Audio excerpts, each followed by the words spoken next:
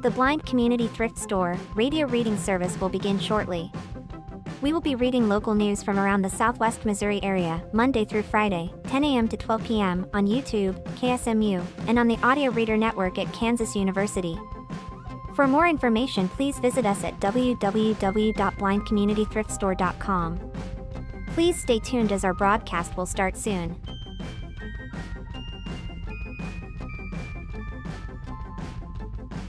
Please remember to like, comment, and subscribe on our YouTube channel now.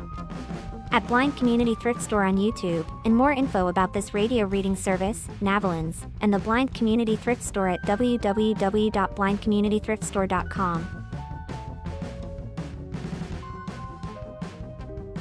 The Blind Community Thrift Store radio reading service will begin shortly. We will be reading local news from around the Southwest Missouri area, Monday through Friday, 10 a.m. to 12 p.m. on YouTube, KSMU, and on the Audio Reader Network at Kansas University. For more information, please visit us at www.blindcommunitythriftstore.com. Please stay tuned as our broadcast will start soon.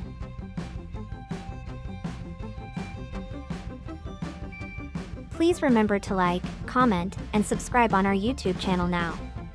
At Blind Community Thrift Store on YouTube, and more info about this radio reading service, Navalins, and the Blind Community Thrift Store at www.blindcommunitythriftstore.com. The Blind Community Thrift Store radio reading service will begin shortly. We will be reading local news from around the Southwest Missouri area, Monday through Friday, 10 a.m. to 12 p.m. on YouTube, KSMU, and on the Audio Reader Network at Kansas University. For more information, please visit us at www.blindcommunitythriftstore.com. Please stay tuned as our broadcast will start soon.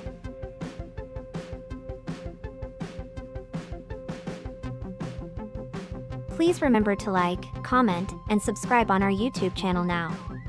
At Blind Community Thrift Store on YouTube, and more info about this radio reading service, Navalins, and the Blind Community Thrift Store at www.blindcommunitythriftstore.com. The Blind Community Thrift Store radio reading service will begin shortly. We will be reading local news from around the Southwest Missouri area, Monday through Friday, 10 a.m. to 12 p.m. on YouTube, KSMU, and on the Audio Reader Network at Kansas University. For more information, please visit us at www.blindcommunitythriftstore.com. Please stay tuned as our broadcast will start soon.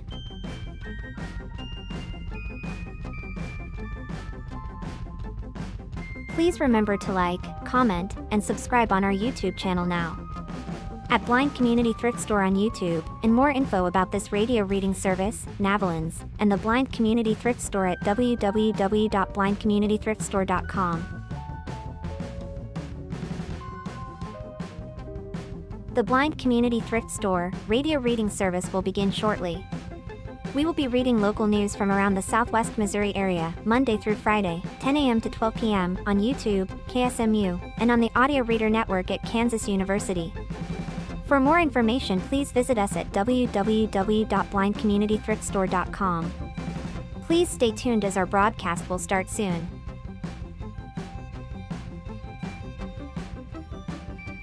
Please remember to like, comment, and subscribe on our YouTube channel now. At Blind Community Thrift Store on YouTube, and more info about this radio reading service, Navalins, and the Blind Community Thrift Store at www.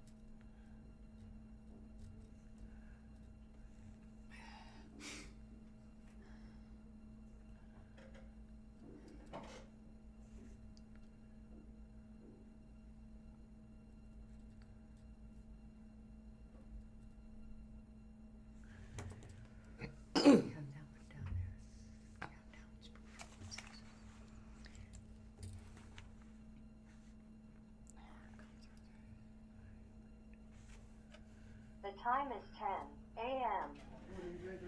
Good morning. Good morning. Thank you for tuning in to the Blind Community Thrift Store radio reading service. My name is Sandy, and I'm here with Pat. We invite you to listen to our broadcast both live and on demand. Our live sessions are available on the Blind Community Thrift Store YouTube channel Monday through Friday between 10 a.m. and 12 p.m. each week. Additionally, you can access on-demand content through Audio Reader Network, which offers a wide range of audio materials for the visually impaired community. To explore content from the Audio Reader Network, please visit www.reader.ku.edu. This site provides details about accessing content via Amazon Alexa Audio Reader Network mobile app and information on receiving a radio to listen to the broadcast by KSMU Radio. All broadcasts are played over KSMU's subcarrier airwaves at 67 kilohertz on 91.1 from 3 p.m. to 5 p.m. Monday through Friday. Contact Audio Reader Network for information on receiving pre-programmed radio.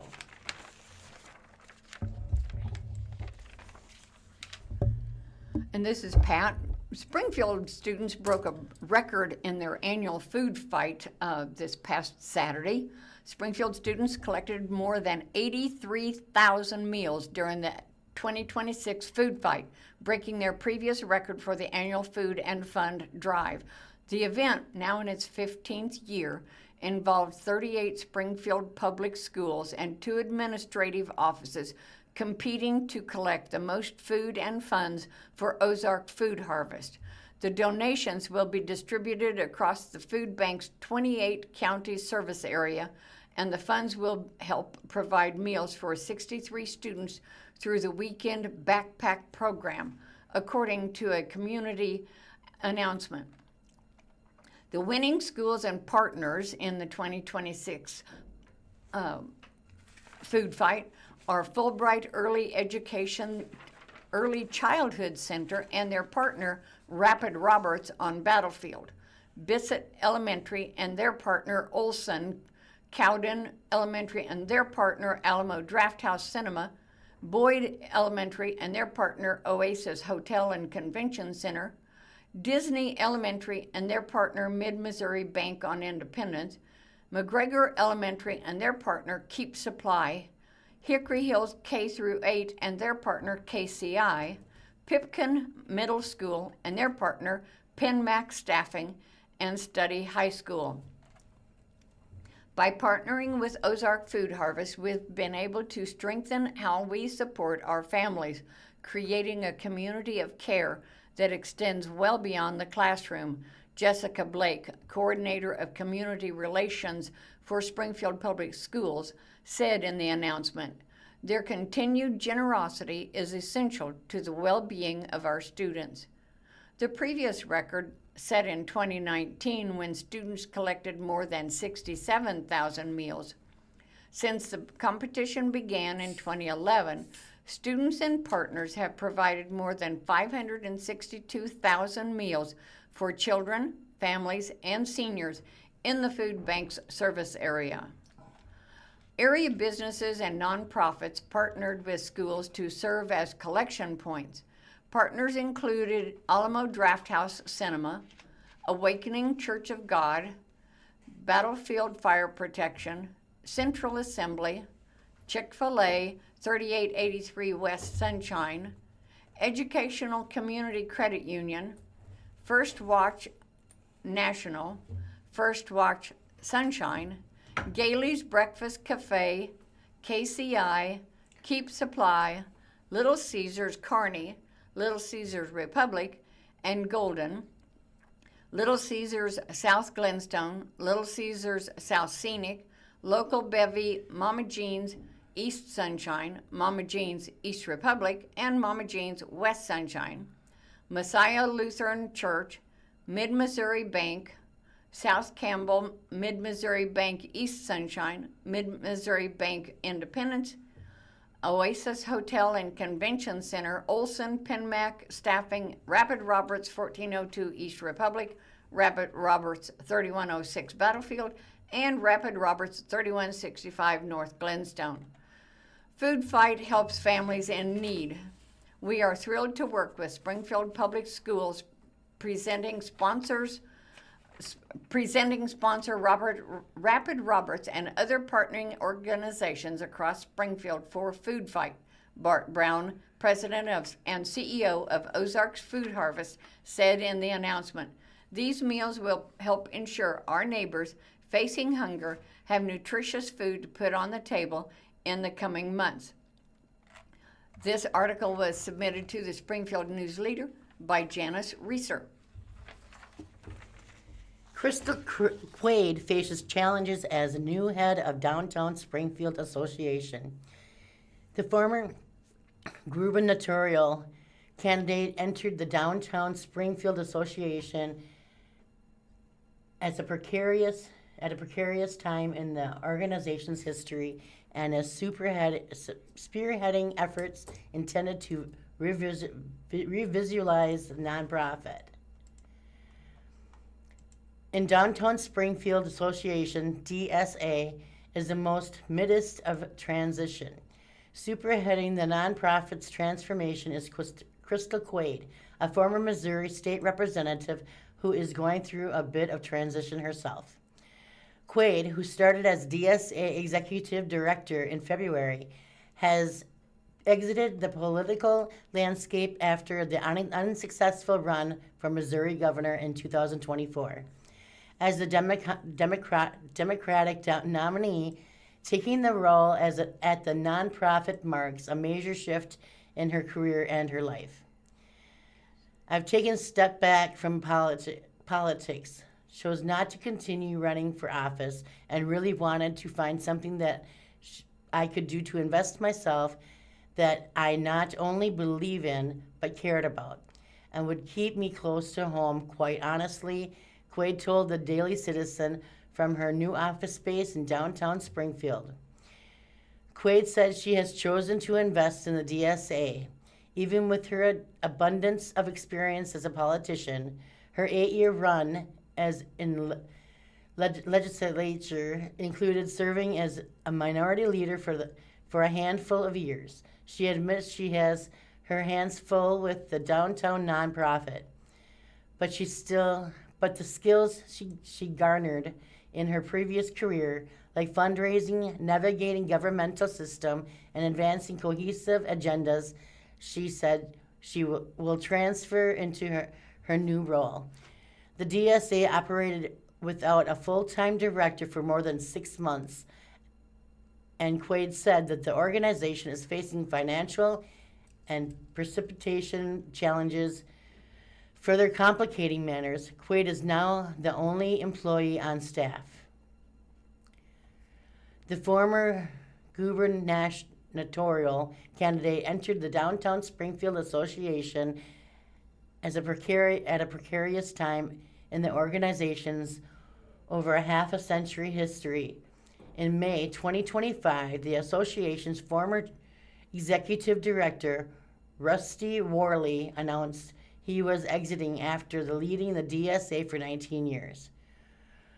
From July 2025 until Quaid started in February, the organization operated without a director, though the board members stepped up to fill operational roles as they could. In that time span, 2 of 4 employees left the DSA, leaving a skeleton crew to run the nonprofit. And the train didn't stop there. In April, following the Daily Citizen's interview with Quaid, the last staff member left the nonprofit, leaving Quaid a sole employee. Quaid is clear that the DSA has a myriad of problems at different levels, and there are a number of changes that need to be implemented. Quaid was selected by a board of directors to lead the organization through this tumultuous time. Our membership has fallen over the past little while, and the finances are not where we want them to be, Quaid said. Brian Matson, DSA board president and leader pastor at the downtown church, said only a special person could fill a role as DSA executive director and lead the organization through this crucial time. After a lengthy interview process, Quaid was chosen from more than 40 applicants. Quaid checked all the right boxes, Matson said. She's lived and worked downtown. She's represented downtown at the State House. She obviously has the name that people recognize and goes a long way, Matson said. But I think more than anything, she has shown such a high competency about how to work, to build a conscience, to work across lines and boundaries, and get everybody on page moving forward, rather than continuing in fighting. Madsen understands the new executive director has been given no small task. After Worley left, Madsen was the board member who stepped in, trying to handle as much of the day-to-day operations as he could. It was a chaotic time, he said. I helped out a lot more than a normal profit share member or board chair in a normal situation, he said. The association made it through that period with the help of other downtown nonprofits and its member support. Madsen said, hiring Quaid was very welcome by him, he said with a laugh. Worley said that he made himself available during the transition, even extending his time at the association. Worley said he is still in communication with some board members, including Madsen. If there were board members or others who would like to have seen things done differently, I wish some of what that would have been brought up earlier. I have tried to be open to feedback and thoughts, Worley said. But it was a time for change, and so I worked with the board and coordinated the transition. Worley was hired by Toth and Associates last year as the company's first director of community engagement. Worley said he believes Quaid will be a great fit in the director's role. Crystal is a great selection, Worley said. She is somebody who has extensive connections and relationships in Springfield and the region, so I think she'll do a great job in the new role. The new role begins a new chapter service for Quaid, and she has chosen to continue investing in the part of Springfield that holds her heart. Downtown is only something I deeply care about and love. I represented downtown in the legislature for 8 years. I have lived and worked here my whole adult life. I went to college at Missouri State. I've been just in this area and deeply care about it. And all the transitions at the DSA has manifested physically. The nonprofit just moved offices, downsizing a bit. Stacks of papers and unpacked boxes were scattered across the office space, located off the square in downtown Springfield. Sitting in a small office space, Quaid said her first goal as director will be to conduct a strategic new review that will all be encompassing the DSA board task Quaid with a strategic review when she was hired, but the director is eager to begin what she calls much needed process. While funding is a major issue, the nonprofit and the strategic review will give an actionable step to take to address and ensure at every level. The strategic review will also provide a runway for Quaid to get more staff at the downtown nonprofit. She expects to hire more employees this year and define what these roles will encompass. The biggest challenge in facing the nonprofit in Quaid's eyes, the Downtown Springfield Association has lost its identity. Downtown has become such a bigger place with many entities controlling different aspects. The Downtown Springfield Association has become lost among the other entities. Quaid said, like the City of Springfield, the Downtown Community Improvement District, the Downtown Council of Champions, and more. The DSA needs to clearly define its identity and make known to the Springfield community, Quaid said. It has existed, but I couldn't have told you a year ago that the DSA truly did, Quaid said. So I think it is really important that we get a clear identity, and not just for our members, but also folks know who to turn to when there is an issue downtown. Madsen agreed the DSA is lacking a cohesive identity. That was one of the main drivers for hiring Quaid.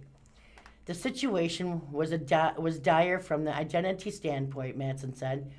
What we do, what we provide, and what we offer was made not dire, but at least very confused. I think we had a wonder from our original purpose. We had become an event-heavy organization, which was not really our role as decades previous. Events take a lot of time and energy and focus, and I think that caused us to wander from what our core identity was over the years. The DSA puts on a number of downtown events every year, like parades and festivals such as Cider Days. Events generate significant portion of the association's annual revenue. The former executive director, Worley, said events provide a platform to show off the quality assets of downtown. We wanted to bring people downtown to see new businesses and see the changes that happened, Worley said. We are always inviting them to reinforce that there may be positive aspects of downtown, kind refuting some of the urban legends that there's no parking downtown or no downtown's unsafe. Our events were designed to try to encourage people to come down and see for themselves. However, even with the successful event, Worley said that associations' dependence on events for generating revenue was something discussed in the organizations regularly. There's no doubt that DSA had a higher percentage of its revenue driven by events than as the average downtown organization. And that's something we talked about regularly, Worley said. Hiring Quaid as an executive director is undergoing an all-encompassing strategic review is the first step to putting the DSA back on the rails and defining its core identity, Matson said. So now we are kind of doing that hard work to kind of figure out what our lane, how do we stay in it, and how are we successful in that, Matson said. According to the website, the Downtown Springfield Association's mission is to cultivate, sustain a vibrant business community represented by the balance of retail, professional service, dining, and entertainment entrepreneurs. The DSA is a members-driven entity. Downtown business pay membership fees, and those members are nonprofits' main customers. Quaid said it is the best way to serve those businesses is kind of a moving target. The strategic review will help define those actions. We are a membership organization at the core, and our job is to serve the members, Quaid said. And so looking at those different ways, whether that's through advocacy with the city, whether that's through economic development and vitality investments, and trying to find ways to bring the business down here, to just having events that draw folks in. The review will take about 2 months, and initial results should be released to the board of directors in June. Quaid said other downtown stakeholders will participate in the discussions. The executive director wants there to be a clear, accountable, or actionable task at the end of the review she can begin to set in motion. This is going to take a lot of time, she said. We have to figure out where we are, but by the time summer hits, we will have completed our strategic planning phase. We will have serious goals. I'll have a good handle on where our finances are and where we want to be. The review will set up the organization for success in the future. We all know our role is to make downtown vibrant and a place that folks want to come to, but it goes so much further than that. Quaid said the review will be really digging into to determine what, not just the next year, but the next 3 years, the next 5 years, and put some serious goals in place for what downtown looks like. Membership has dropped in the past few years, and currently the organization has about 180 members. That figure was told to Quaid, who will use the review for an accurate account of members and to develop a system to accurately track membership, the director said. In 2018, the DSA, approximately just under 200 members, Madsen said that represents around 10% drop in a membership in the last 8 years, but there was some variance to year. As memberships are a large part of the DSA's revenue, the drop has hurt. Quaid expects memberships to pick up after the review and some clear deliverables are defined. The executive director said the organization is exploring other avenues as well to make up for the lost revenue. Part of my change is not to just increase membership, but to find alternative streams of revenue, Quaid said. When you look at different options there, you will know there's grants and there's Main Street programs. There are these things happening across the country, our county, and part of my job is to going to be figure out what direction we want to go. The last financial record filed for the organization were for the 2023 fiscal year. The DSA is a 501c6 nonprofit and accordingly must file a Form 990 with the Internal Revenue Service each year. Falling a bit behind during the lapse in leadership, the organization is in process of filling its 2024 Form 990. It uses the financial firm KPM for its filing. In 2023, membership dues accounted just over $67,000, while program service events generated more than $270,000. After more than $500,000 in revenue that year has boosted the balance sheet. The DSA ended the fiscal calendar with a small net positive balance. Worley was just paid over $93,000 in 2023, with $189,000 going to other salaries and wages according to the tax firm. Quaid declined to disclose her starting salary as executive director in 2026. Her compensation will become publicly available when the 2026 Form 990 is filed. Madsen also declined to disclose the figure, but Quaid's compensation was competitive with her counterparts and similar organizations around the region. Quaid said part of her challenge will be to find additional revenue to hire the staff and the DSA needs. With Quaid as sole employee of the association, that need is dire, but besides day-to-day operations, the DSA needs additional personnel to handle marketing and other tasks. There's a lot of ways that we can streamline our process. But at the end of the day, I do think we're going to need more staff to meet the demands of our memberships, or of our members, and what they deserve. Richard Vance at the CO Billiards of Springfield has been a member of the DSA since he took over the downtown bar and restaurant 4 years ago. Vance is a self-proclaimed active member. He said he attends all the meetings and isn't afraid to speak up and reach out when he needs something. The business owner has witnessed firsthand of the tremendous times of DSA.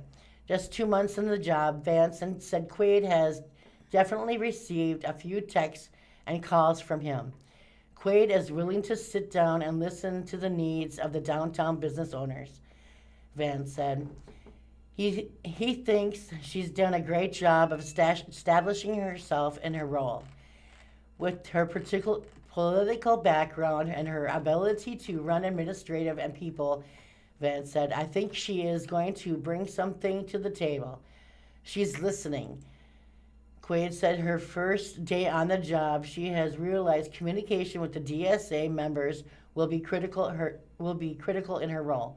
Most businesses owners just wanted representation and to be heard. Now that we have someone in this role, it is really about listening to all the different stakeholders, meetings with residents and business owners and nonprofit folks, and bridging a lot of the gaps between downtown and the city, Quaid said. Vance said he is trying to give Quaid some time to figure out the association and the best way forward. She has earned the trust with him and implored other downtown business owners to do the same. I say give her a chance, Vance said. Whether you like her from the past or you don't like her from the past, whether you like DSA from the past, you didn't like DSA in the past, give her a chance to get her feet wet. The first 2 months of Quaid's DSA journey have been filled with all kinds of meetings, administrative tasks. She's learning the ropes and getting a lid on the operations of a nonprofit that she has been without a director for the better part of the year. The first month is a whirlwind, Quaid said. She joined during the ramp up to a public vote on the hotel tax increase to fund the convention center and representing downtown members meant by many meetings. Springfield residents untimely voted no on the tax increase, squashing it like likelihood of downtown convention center being built. Even with Springfield voting against the convention center, Quaid believes the city as a whole is a tipping point, and downtown should reflect that. We really are, I believe, at a point of tremendous opportunity as a city. Quaid said, we have city leadership that is excited and are willing to take risks. We are the third largest city in the state, and we need to act that way. And by that, I mean we need to be competitive with trying to draw folks here. The first month already threw some curveballs, Quaid said, Quaid's way. In February, a man was shot and killed in the heart of downtown South Avenue, sparking debate on safety of Springfield's oldest corridor. Quaid said the Springfield Police Department has put great resources into covering downtown in the recent years, including resource officers. I have heard from business owners that they seen a huge positive impact from that, Quaid said. Quaid said there's nothing the DSA can do to prevent all crime, but the more people downtown can draw in and the more businesses flourish, the less focus on crime there will be. The more foot traffic and the more positive things we have downtown, the less we're going to see those negative things that happen. The economy of downtown hasn't fully recovered from the stomach punch that was the pandemic. Empty storefronts and some dilapidated buildings are not helping the image of downtown. A lot of our brick and mortar stores did not survive COVID. And that's just the unfortunate reality of downtown in general across the county. The social aspect of downtown has changed in the last decade, Worley said, and that has changed Springfield's downtown drastically. People connecting more digitally and streaming services have changed entertainment. Recreational marijuana is now competing for discretionary income. And in the last 5 years, there has been an influx of residents living downtown, and many are the student age group. This is a period of change for nightlife, and that's one of the driving forces of downtown, Worley said. I think that's part of the change, not just for Springfield, but downtowns all over the country coming out of the pandemic. Also, at the end of February, we beloved downtown mural was painted over, and Quaid quickly joined the ranks to figure out a way to recreate the artwork on a different town building. The executive director has also invested time into exploring ways to ensuring property owners always have a way of protecting similar artworks and create a public fund for such projects, Quaid said. We now have a process in place. I don't want to say I took the lead on the coveting, but there was a group of us that convened over and put together the best practices so that this doesn't happen again. And in the middle of all that, she led the organization through its first major event, St. Patrick's Day Parade. And she was the Grand Marshal of the parade and the related events through more than 3,000 people downtown. The first 2 months on the job have proven that Quaid has her hands full. It's been full of twists and turns, and getting a lid on the operations has been anything but simple. But she has full stream ahead and over of getting the Downtown Springfield Association in a place that it can succeed. The new executive director will have a plan in place coming out of a strategic review around June. I am really excited for what lies ahead as we go through the strategic planning process and really decide what our lane is going to be as a service organization. I think that we are going to see some awesome partnerships that come out of this, whether that's through the city, whether that's through the nonprofit in the area. We can really evaluate what we are doing here. And for me, that's really exciting. Out of the Springfield News-Leader this morning at 4 a.m., sole applicant for interim Greene County Sheriff prepares for campaign. With Greene County Sheriff Jim Arnott awaiting his nomination hearing and confirmation vote to serve as a U.S. Marshal for the Western District of Missouri, Greene County Commission set out to gather applications from those interested in filling Arnott's position in the interim before an election can be held. Only one applicant, a Greene County Sheriff's Office veteran leader, has thrown his hat in the ring. President Donald Trump nominated Arnott to serve a 4-year term as U.S. Marshal on March 9th. The nomination is yet to be reviewed by the Senate Judiciary Committee before advancing to the full Senate for a confirmation vote. While the timeline is still unclear and Arnott continues to serve as sheriff, County Commission wanted to be prepared to fill Arnott's role as soon as it becomes vacant. The application window closed Wednesday, April the 15th. Despite applications being accepted for nearly a month, only one person applied. Greene County Sheriff's Office Captain Jason Johnson. According to his resume, Johnson has served as the GCSO administrative captain since late 2024, though has been with the department in different capacities since 1998. Before that, he worked as a patrol officer at the Battlefield Police Department. He told the News-Leader he made the decision due to his lengthy experience, professionalism, and leadership track record.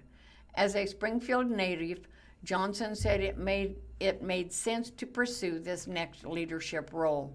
I'm doing it for the community and our staff, he said. With only one candidate expressing interest in the position, it has not yet been determined how Greene County Commission will proceed with the appointment. Robert Jelly, the county's public information officer, confirmed. Since the timeline is still unknown and Arnott is yet to vacate the role, there is time to set out next steps. Once an interim sheriff is selected, an election will still take place. The timing of the election depends on when Arnott vacates his office.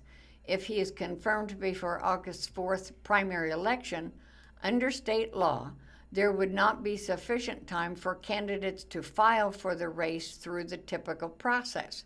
In that case, each political party's county central committee would convene and select its nominee and place those nominees directly on the ballot for the November 3rd general election. Independent candidates would be able to seek placement on the ballot through the petition process out in state law. If Arnott is confirmed later, pushing the vacancy into late fall when the candidates cannot appear on the November ballot, the commission would have to call a special election at a later date. State law mandates that occur on or before the 10th Tuesday after the vacancy occurs. Johnson confirmed that he is planning to enter the race as a Republican. While he said he does have goals in mind to take on as the next sheriff, he is keeping those close to his chest now until he officially starts campaigning for office.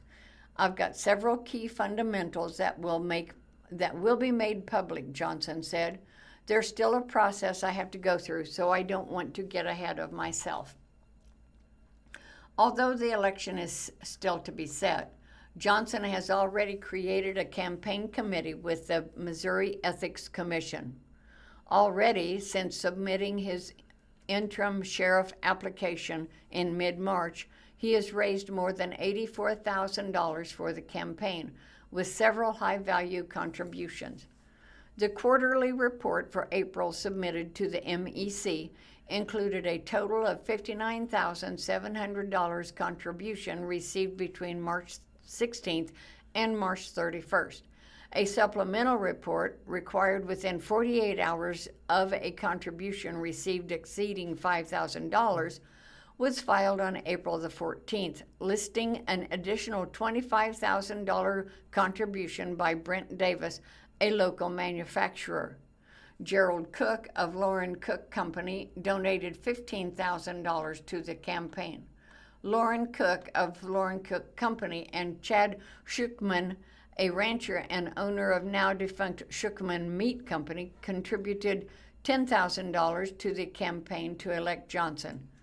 Other contributions include $5,000 from Richard Pendleton, developer, Mike Southard, owner of Turnkey Mobile, Inc., $25,000 from Justin Wallace, owner of J.D. Wallace Contracting, Michael Seitz, developer, Bo Chastain, farmer in Crane, and Clyde Lawrence, a developer. $1,000 from Dan Cobb, retired co-founder of Health Medics, Brad Kaiser, owner of Springfield Roofing Systems. Donations under $1,000 also came in from attorney Kent Hyde, Ozark Empire Fairgrounds CEO Aaron Owen, Lee McLean III, Central Advisor at SVN Rankin Company, Jeremy Phillips of Phillips Custom Builders, Joseph Shepard, attorney at Carnahan Evans PC, Lehman Goodwin, and engineer Michael Nagy. Since Arnott was elected for another 4-year term in 2024, whoever is elected to take over the office would serve the remainder of his term through the end of 2028. This will be the first time in 18 years that the Greene County Sheriff's Office will be led by someone new. Arnott has served as Greene County Sheriff's Sheriff since 2008. And this article was submitted by Marta Mize just early this morning at 4 a.m. to the Springfield News-Leader. Nixa Papeo's Pizzeria now anticipates early May opening. After a couple of delays, the owner of Papeo's Pizzeria and Pub said Nixa location is almost ready to open with a new employee in training. Papeo's Pizzeria and Pub is opening on its first Christian County location at 701 North McCroskey Street in Nixa. There have been a couple of delays in getting off the ground, but owner Chris Calloway said he now expects the restaurant to open early May. We know that everywhere we go in Nixa, people are like, "When are you opening?" So we're so excited, Galloway said, adding, "I think we'll be busy right out of the box." Papeos has already hired at least 30 staff members for the Nixa location. The new recruits are in training at the restaurant on Battlefield Road in Springfield. Galloway said, so they will be ready to hit the ground running when Nixa's Pizzeria opens its doors. Josh Carlu, manager of Battlefield Road location, will be taking the lead in Nixa. He previously told the Daily Citizen that he is excited to get behind one school in the Nixa district, catering school events and hosting Nixa Eagle fans. The property of Papeos is moving into the most recently a Bear Sports Bar and Grill. After beginning renovations on the property, the community discovered problems with the plumbing beneath the substrate. Callaway started. All the pipes needed to be replaced. The plumbing work pushed the restaurant's opening date back several weeks. Interior renovations also ended up being more extensive than the company anticipated. It ended up being more of a total redo, the owner said. Workers replaced the flooring, the bar, beer system, tables, and all the kitchen equipment. In the end, Galloway said that he expects Papeos to have a certificate of occupancy for the restaurant in about 2 weeks. The Sunrise Beach, Missouri headquartered company plans to continue expanding into Springfield's surrounding areas with future locations in Republic and 2 more in Springfield. The original plan was to open the Nixa location in December 2025 or January 2026 to the previous reporting of the Daily Citizen. And this here is from that news report. Papeos Pizzeria Pub is expanding to a Christian location, Nixa location, expected to open December 25th into January. Sunrise Beach, Missouri headquartered company puts a flagship location in downtown Springfield 13 years ago. The pizza chain is aiming to grow dramatically in the coming years, adding stores in different states. Owners Chris Papeo Galloway told the Daily Citizen that in this future he wants to put 1 new location in Republic and 2 more in Springfield. The new Nixa restaurant is going to a property on Makrowski Street that was most recently a Blair's Sports Bar. Josh Carlu, who will be doing the general manager in Nixa, he said starting out with a staff of about 40 to 50 people. Some of these employees previously worked with him in the South Springfield Papeos. We've got a lot of customers that frequent the store and are excited about Nixa's grand opening. The manager who is talking Papeos to anyone he runs into expects the Nixa Pizzeria will be busy immediately upon opening.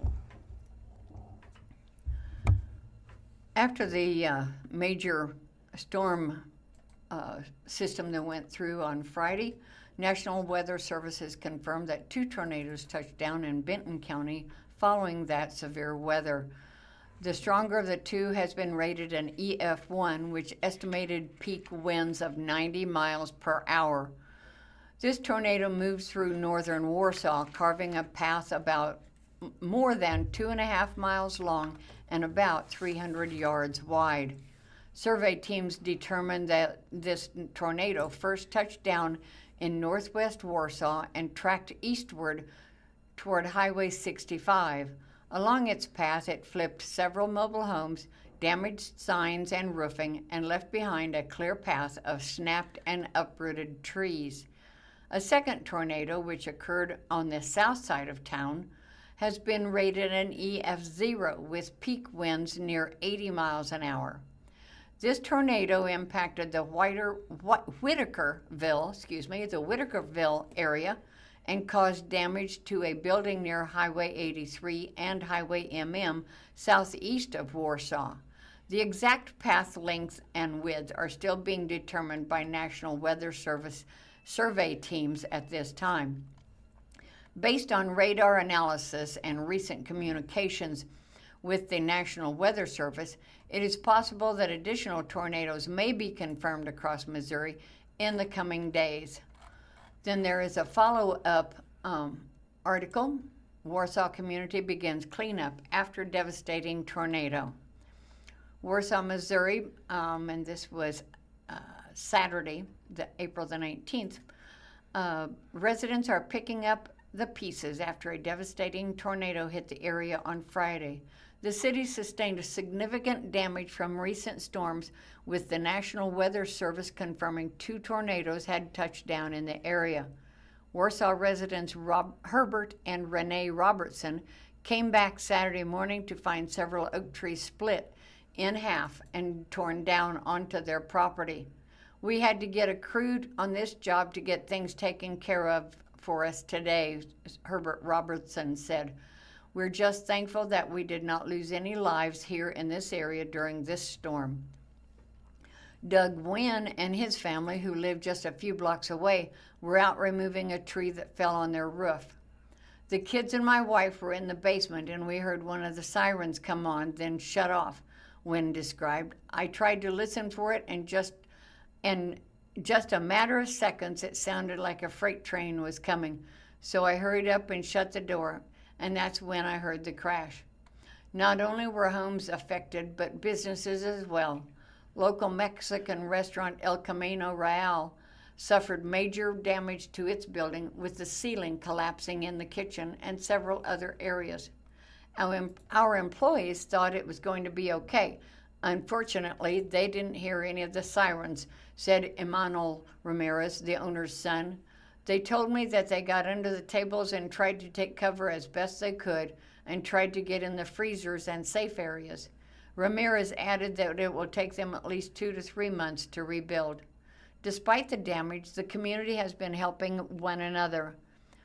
We just went to see one of the gentlemen that lives in our church, Renee Robertson said. A tree had fallen on his roof and gone through his house, and all the neighbors were out helping him. I've got people that stop by here all the time and ask us and see if we need any help, said Ramirez. We've got a great community here, and I know that they've got our backs. City crews, emergency personnel, and local officials are actively assessing the extent of the damage. At this time, there have been no reported injuries.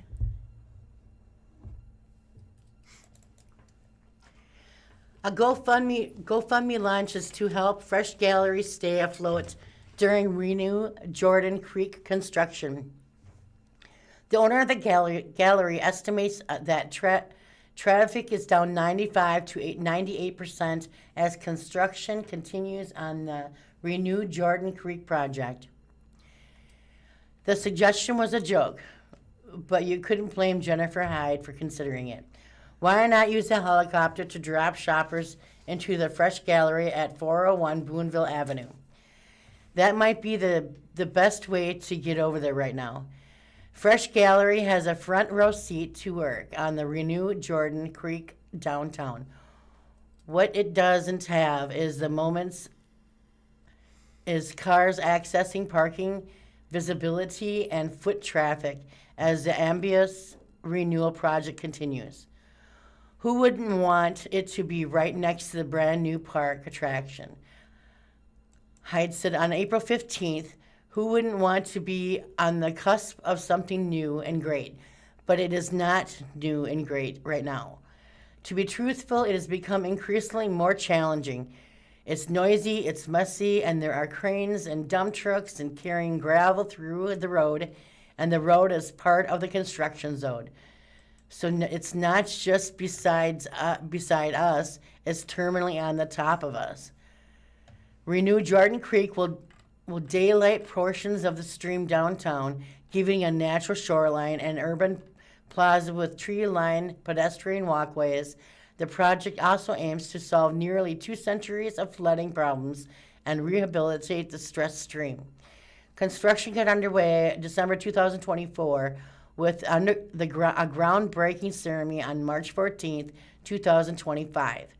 Work on Phase 1 is expected to wrap up in the late 2026. They have an 8-block detour if they know how to get around the construction. Hyde, who purchased Fresh Gallery and brought a new business model, wants to keep the doors open to see the project pay off.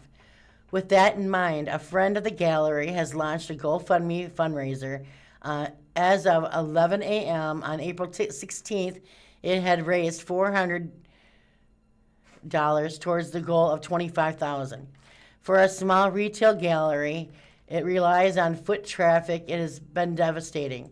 The GoFundMe reads, "This level of disruption is not sustainable without community support.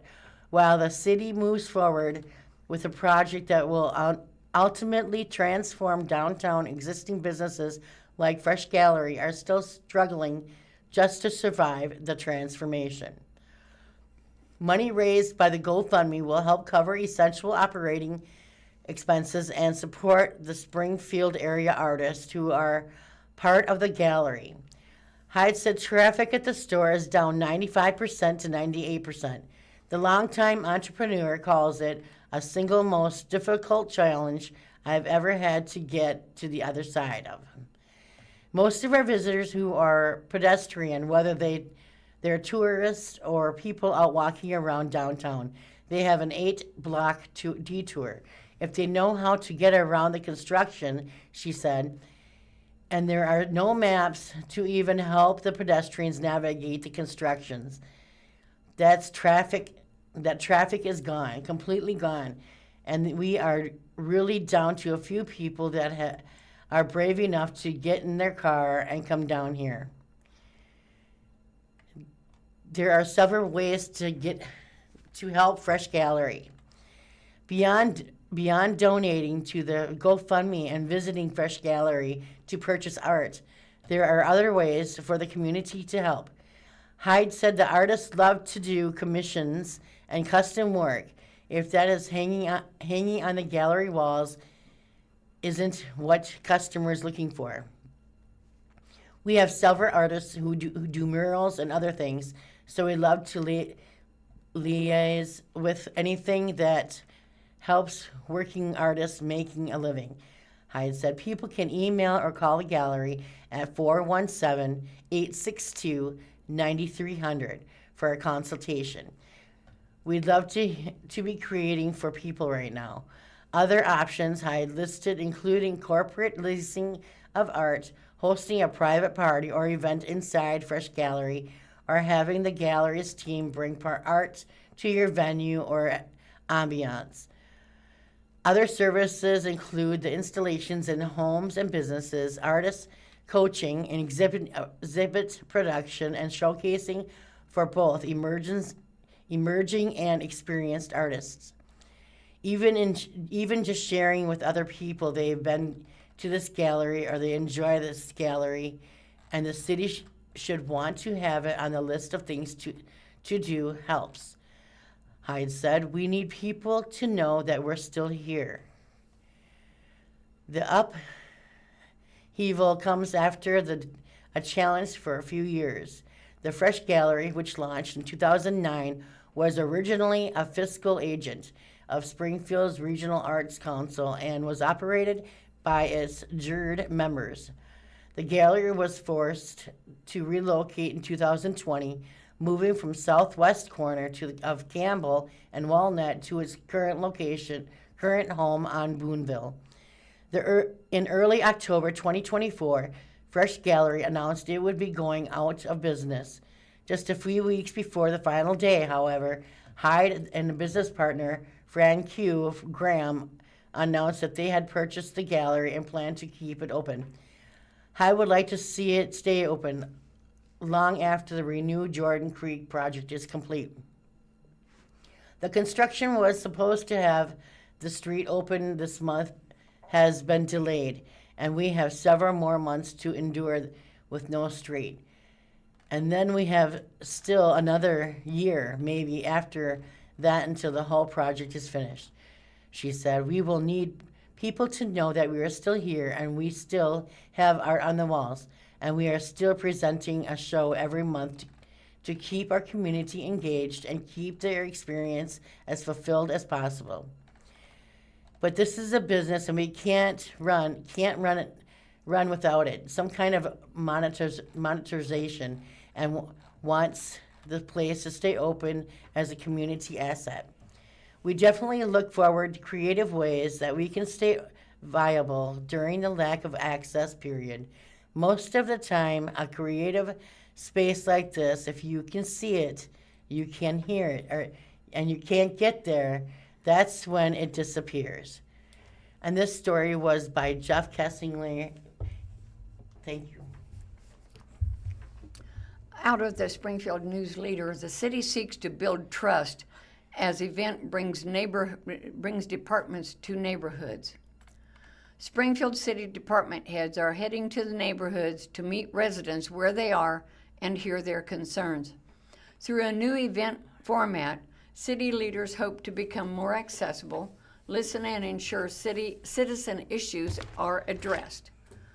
Friday, April 17th was the first of a series of events dubbed Mayor's Community Conversations that invite groups of neighborhoods to meet with Mayor Jeff Schrog and city department heads in an informal way to share their thoughts and concerns.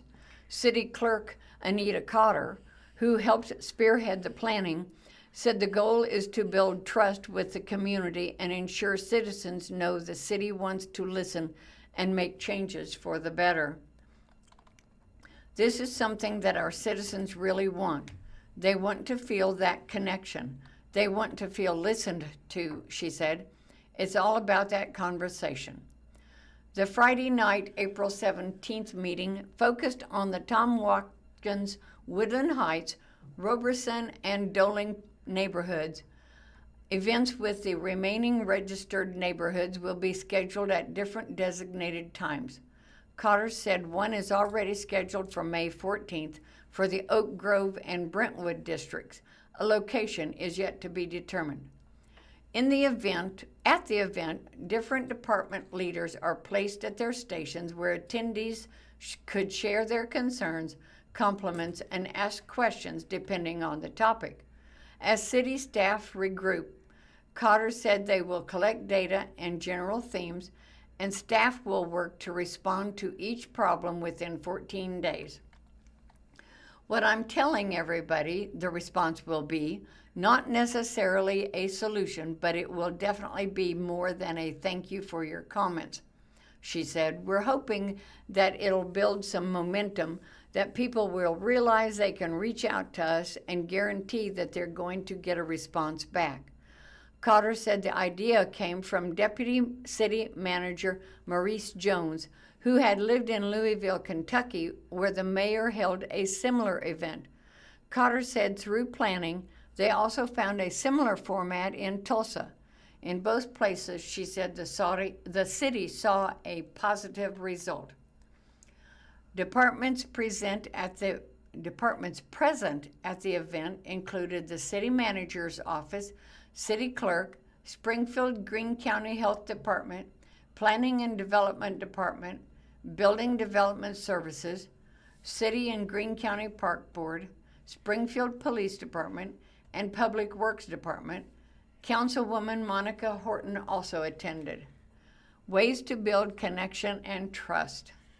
Johnny Dillard, a resident of the Woodland Heights neighborhood, said the event felt like the first opportunity to express problems to department heads themselves instead of simply asking Springfield City Council for answers. For Dillard, loose animals were the primary issue he hoped to communicate to staff, but also said he was there to express gratitude for the progress made thus far in the neighborhood. The event drew a meager turnout, but Dillard said it will take time for city staff to prove they are there to listen and respond.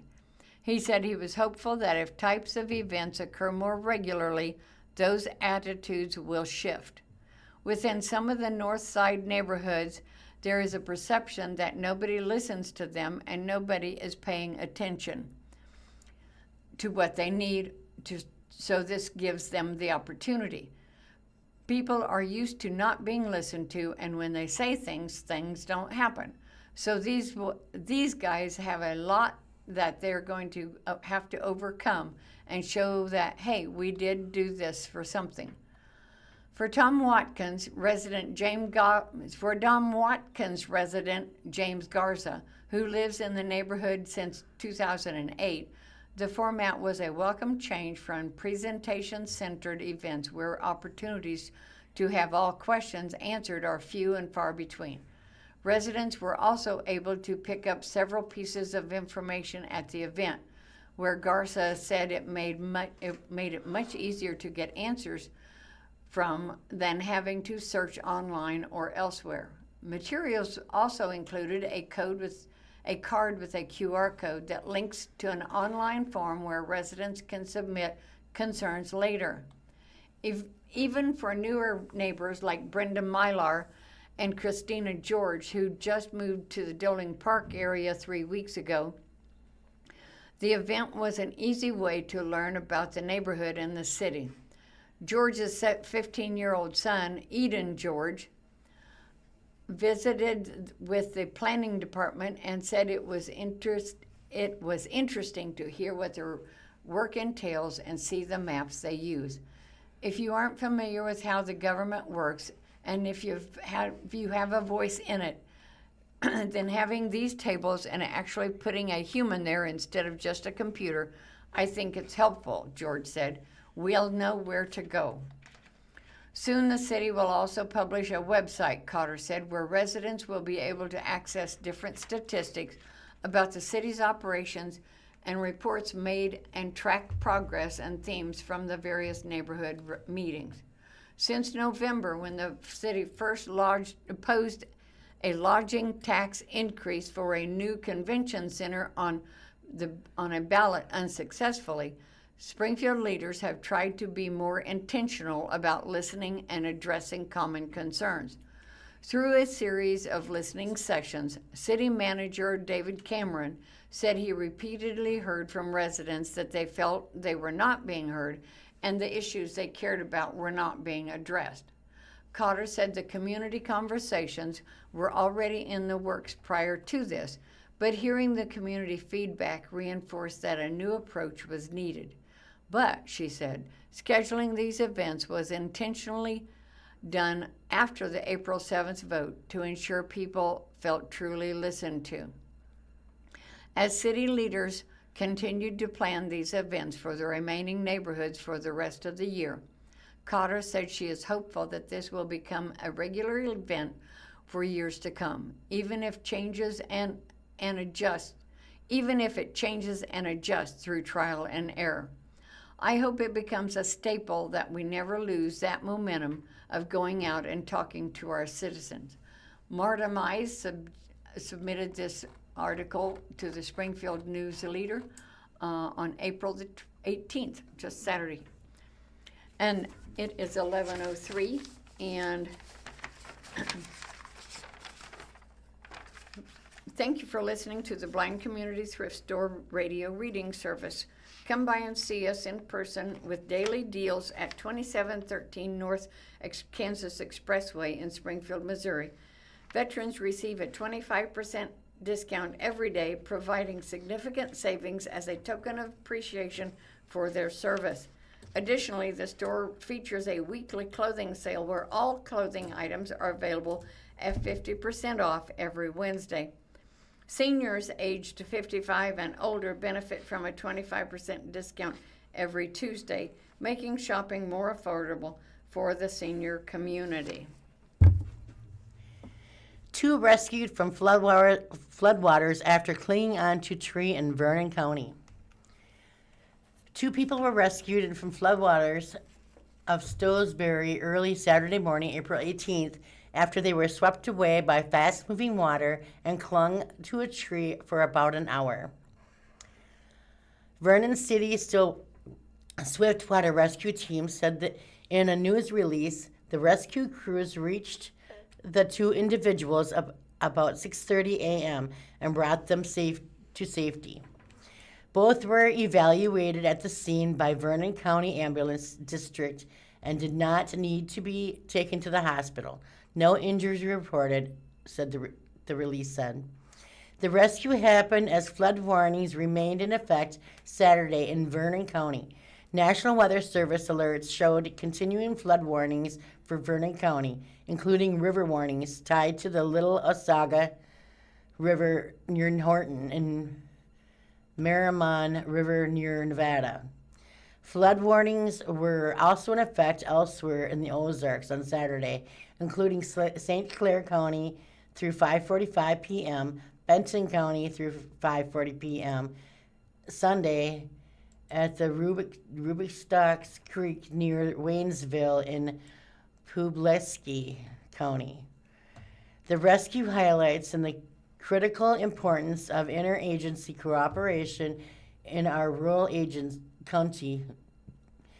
A Vernon County Swiftwater Rescue spokesperson said in the release, "Our volunteers train extensively for these high-risk situations, and today's successful outcome was made possible by the rapid response and professionalism of every department involved."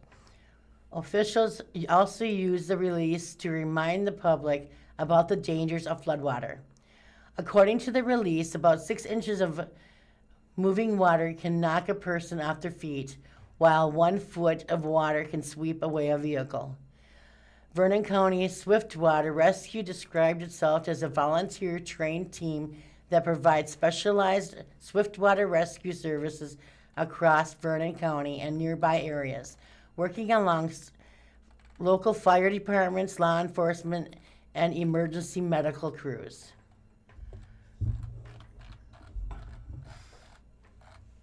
As the GOP pushes tax overhaul, Missouri Democrats clash over tactics. An intra-party schism opened Thursday, April the 16th, among legislative Democrats as the party's leader in the Missouri House blasted state Senate Democrats for their silence during a 70-minute debate on a proposal to replace the state income tax with increased sales taxes. Speaking to reporters at a news conference, House Minority Leader Ashley Ahn of Kansas City said she was surprised by the way the debate, which began about 11:30 p.m. Wednesday, April 15th, played out. The only moment that when any of the 8 Democrats present for the debate said anything was when State Senator Stephen Weber of Columbia thanked the Republican handler, State Senator Curtis Trent of Springfield, for good faith negotiations that took many of the specific cuts out of the proposed constitutional amendment. "I can't imagine a scenario in which I would sit down on the largest proposal to raise taxes for Missourians," Ahn said. In the 163-member House, each representative gets a very limited time to speak on any bill or amendment. In the 34-member Senate, any member gaining control of the floor can keep it open as long as they can stand and speak. The only involuntary way to stop a Senate debate is with a written motion signed by 10 members to invoke the motion called the previous question, or PQ. If passed, the PQ forces an immediate vote on whatever is being discussed. Ahn said Senate Democrats should have used every possible method to block, or at least slow down, passage of the tax overhaul. "I would fight it to the very end," she said. The proposal passed on an 18-11 vote, with 3 Republicans, each of whom spoke against the plan during the debate, joining 8 Democrats present in opposition. The vote paves the way for action likely this week in the Missouri House that would put the measure before the voters later this year. The proposal is Republican Governor Mike Kehoe's top priority for the year. After passage, he can decide whether it will be on the August or November ballot. Senate Minority Leader Doug Beck of Afton defended his caucus's tactics in a news conference after the Senate's April 16th session. Democrats decided to leave it to the proposal's Republican critics to carry the opposition message. "We've been telling everybody what will do for 5 months, Beck said. We thought it was more important than that senators, Republican senators like Lincoln Ho, Mike Moon, and Joe Nicola speak their piece and let everybody know there is some bipartisan opposition to this. When he was in front of the reporters, Beck ran through his criticisms of the measure in just a few minutes. It will, he said, impose tax increases on Missourians who currently pay no income tax, people who can least afford it. It will be difficult to make the sales tax broad enough or the rate high enough to replace all the revenue from the income tax, he said. That will dry up funding for state services. It's going to take the Hunger Games, or be like the Hunger Games around here in this state, where you have to be desperate, have desperate parties pitting against each other to try to get funds. Beck said, and it shouldn't be that way. We're not talking about lavish things. We're talking about basic services for folks who need things to be able to realize their full potential. In a statement before asking questions, Beck said the tactical decisions were taken to avoid a motion to shut off the debate. There are bipartisan oppositions to creating this tax, but ultimately there were not enough anti-tax Republicans to prevent a PQ, Beck said. Republicans never told Democrats they were ready to use the PQ motion. Senate Majority Leader Tony Luetkemeyer of Parkville told reporters at an April 6th conference. The goal in negotiations over the wording of the proposal was to prevent a filibuster. The only agreement was that there would not be a filibuster, Luetkemeyer said. There was no agreement that nobody was going to not speak in the legislation. The House sponsor of the proposal, Republican State Representative Bishop Davidson of Republic, said he was awake and listening. It was a little surprising, Davidson said. We were expecting there to not be a full filibuster, but not speaking at all is different than not filibustering. Davidson said in an interview that with the Independent that he's comfortable with the Senate rewrite of his proposal. The Senate threw out revenue targets and baselines that would trigger specific tax reductions, a fixed date target for total repeal of the personal income tax, and a provision eliminating the tax when the rate fell below 1.4%. Instead, if passed, the proposal would direct lawmakers to set triggers and baselines in statute. It also allows 5 years for the legislature to write a new sales tax law with additional goods and services subject to tax. There is no limit to the kinds of goods or services that could be taxed, and no limit on the rate. The state currently has a 3% sales tax for general revenue. With earmarked state sales taxes and local options stacked on top, most locations in Missouri charge 7% to 8%, with rates as high as 12% in a few locations. Local and earmarked rates would be adjusted downward if the expanded tax base produces significant amounts of new revenue. It treats the Constitution more as a framework than a law book and took out some of the specifics, but kept a constitutional mandate and a constitutional directive that if the people pass this, they are telling their legislature that they shall eliminate their income taxes utilizing growth over time. The Senate session that began at 1 p.m. Wednesday, April 15th, lasted almost 12 hours. Throughout the day, Democrats dragged out discussion on other bills, while Trent, Weber, and other members privately negotiated the legislation to be presented for debate.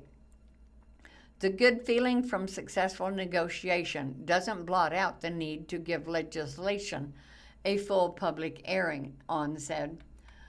The legislators sometimes forget that this is the people's house, she said. This is the Capitol building. This is where the people of Missouri should come to really understand what their state government is doing and how that's going to affect their lives. And so, for senators to be okay with negotiating this behind closed doors and not making a robust and public opposition to this on the floor of the Senate, that does surprise me a little bit. Other than the symbolic significance of passing the measure on the day that income tax returns are due, there was no hurry to finish the Senate's work on the legislation. The legislative session ends on May 15th at 6 p.m. While Democrats in the House and Senate are divided over tactics on the tax proposal, Nicola, elected in 2024, is souring on the way the entire legislative process is conducted. Nicola, a Republican from Greene County, said at a news conference that he opposed the bill for a variety of reasons. He criticized GOP leadership for bringing it up so late at night. "We can have this bill come to the floor anytime," Nicola said. "It seemed pushed, it seemed rushed, and it's after midnight and the people aren't here."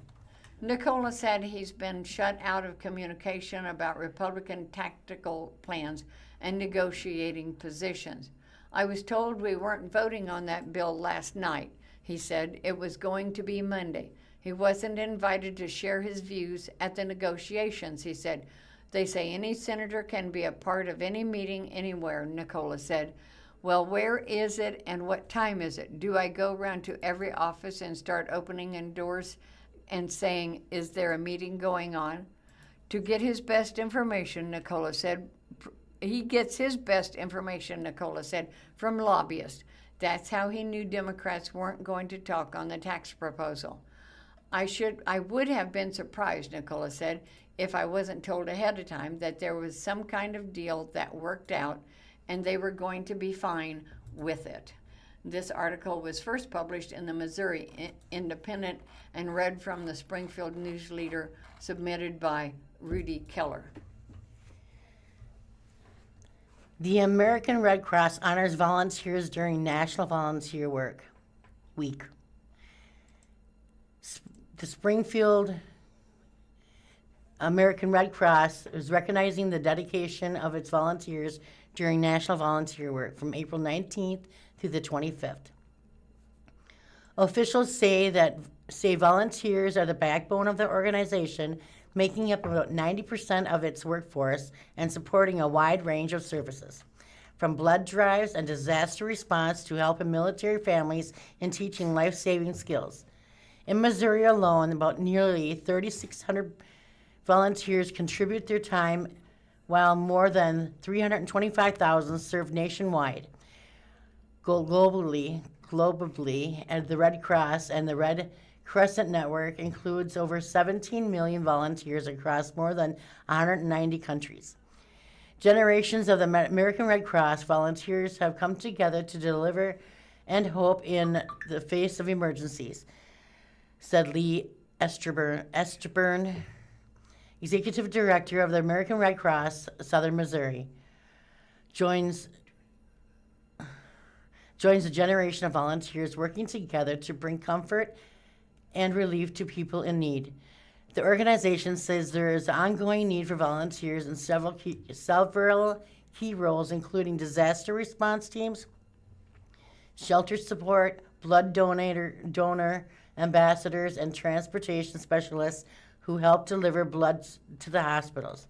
Free training is provided for volunteers, and those interested in getting involved can learn more by visiting the Red Cross website. The Red Cross continues to emphasize that volunteers play a critical role in responding to emergencies, many of which local incidents like house fires that may not make headlines but still have a significant impact on families.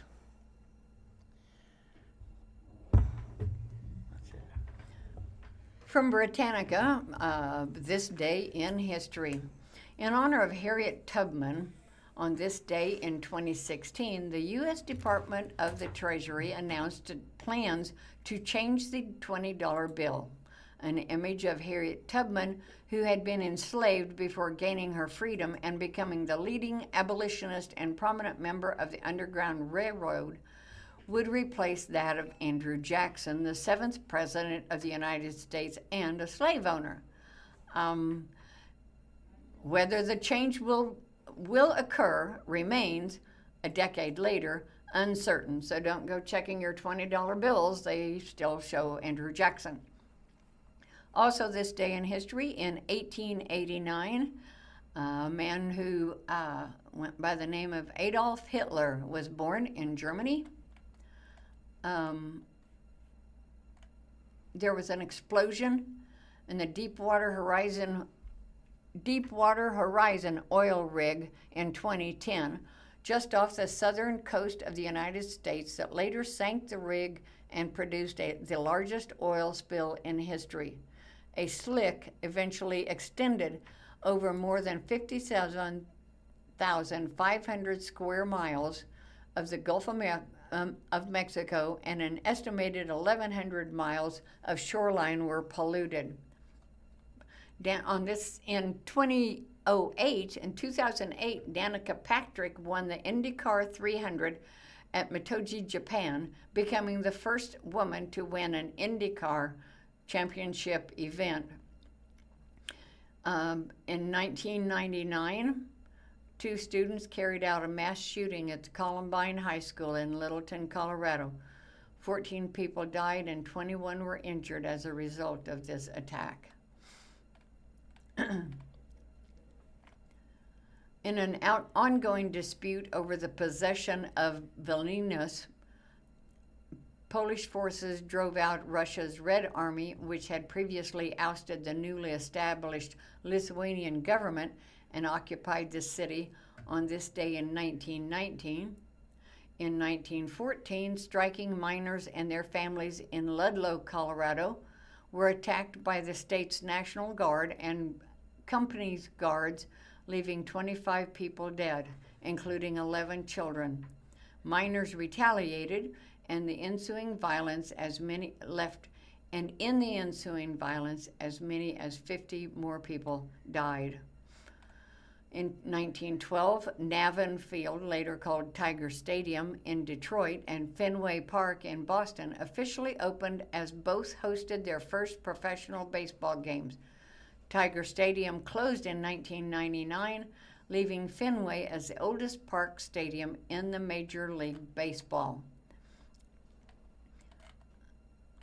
Also, in 1986, on this day, in a much hyped special aired this day in 1986, television personality Geraldo Rivera opened a walled-off space in a Chicago hotel that gangster Al Capone had used as his headquarters in the 1920s.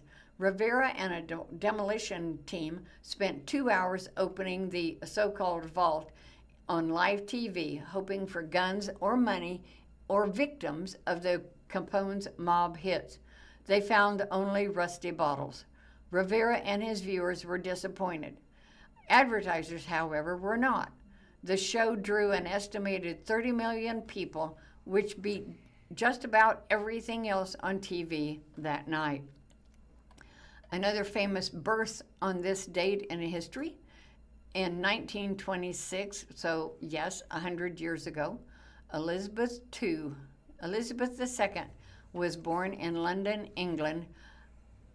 Let me correct this. This was on April the 21st, so prepare for her 100th birthday tomorrow. Some of today's holidays or special days. Today is Boston Marathon Day, observed on the third Monday in April.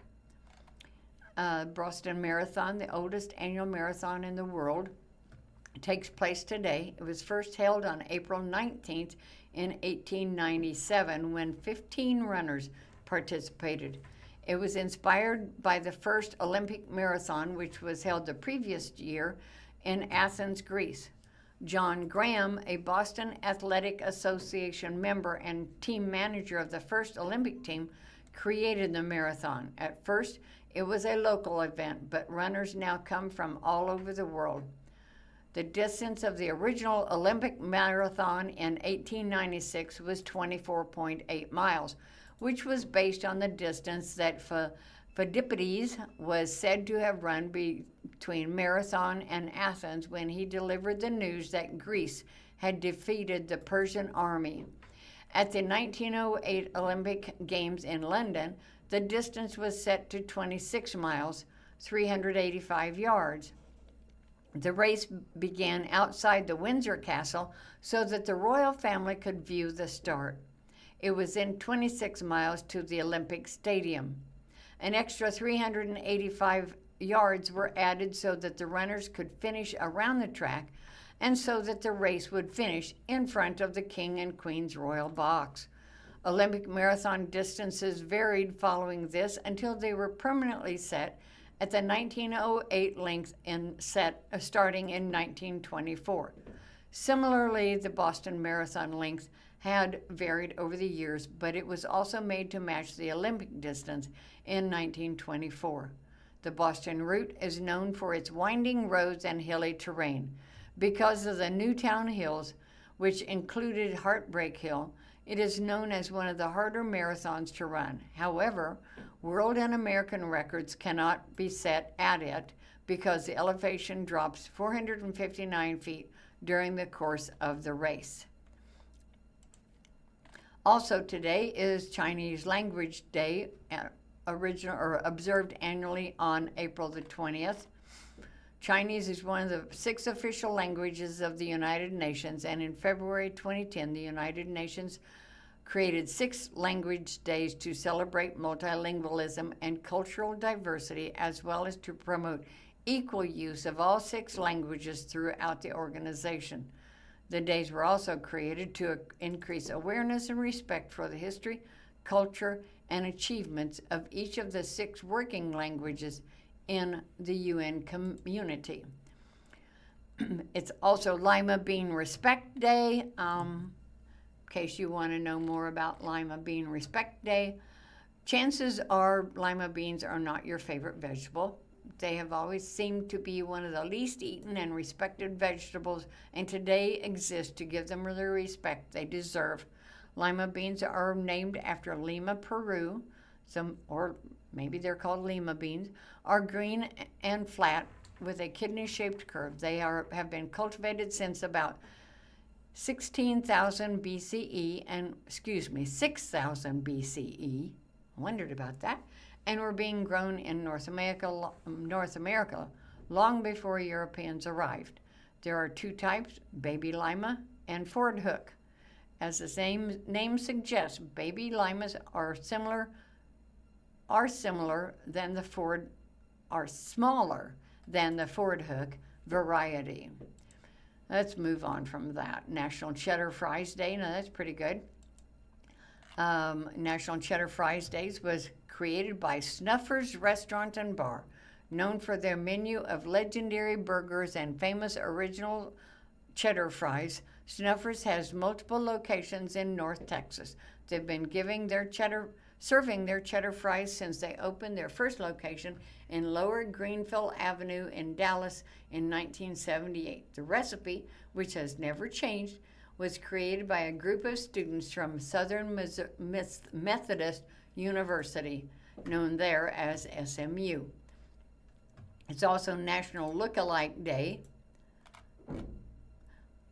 One day in 1980, Pittsburgh television reporter Jack Etzel and photographer Rick Minutello were looking around for a light news story. A man walked towards them who Rick thought looked like Humphrey Bogart. They interviewed him and asked him who other people told him he looked like. They then asked others the same question over the next few hours. Afterwards, Etzel created National Look-alike Day. Chances are high that there is someone in the world, or maybe a few people, who look quite similar to you. Observers of National Look-alike Day celebrate lookalikes and doppelgangers by picking someone either a celebrity or someone they will see on the day, to dress up as. Not only do they imitate their dress, but they also style their hair in a similar way and copy their mannerisms. How to observe National Look-alike Day. Be someone's look-alike today. Pick out a celebrity or someone you know and dress like them. Style your hair, copy their mannerisms and speak, and post pictures of yourself on social media, of course. National Pineapple Upside Down Cake. Volunteers Recognition Day.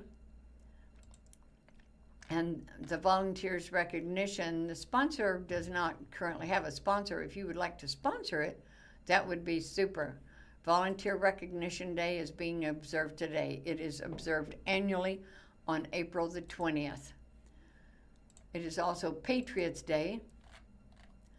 Patriots Day is a holiday commemorating the battles of Lexington and Concord, which took place on April the 19th. The shots fired at these two cities on the outskirts of Boston were the first shots of the American Revolution. Following the war, Lexington Day and Concord Day began being celebrated in their respective cities. The cities later petitioned Massachusetts Governor Frederick Greenhalgh to create a state commemoration. He created Patriots Day, which replaced Fast Day. It was first celebrated on April 9, 1894.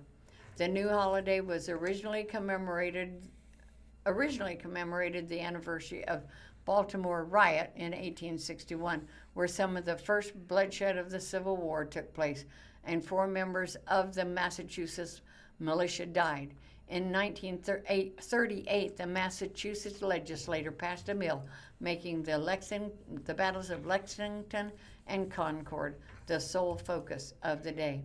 Until 1969, the holiday was celebrated on the actual anniversary of these battles, but it has since been observed on the third Monday of April in most states that officially commemorate it.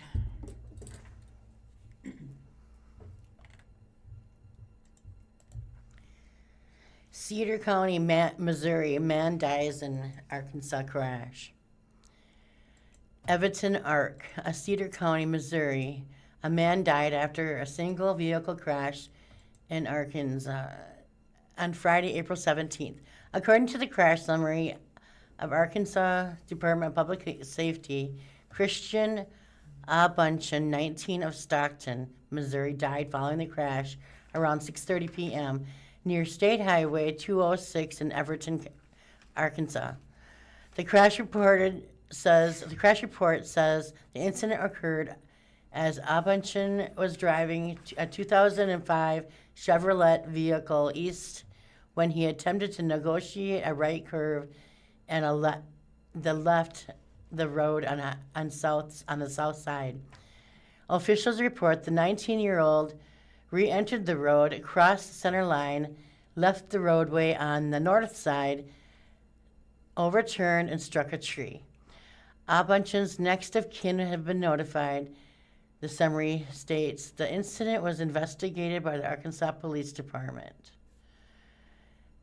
And there is another story of a Camden County man accused of stabbing attempt in a dispute for $20. Stoutland, Missouri. A Camden County man is in custody after allegedly trying to stab a victim with a knife after being denied $20. According to the online court docket, Marty Bowden, born in 1960 of Stoutland, Missouri, has been charged with felony unlawful use of a weapon and first-degree harassment. The man has also been charged with a misdemeanor fourth-degree assault. The probable cause statement says the Camden County deputy was dispatched about 7:21 a.m.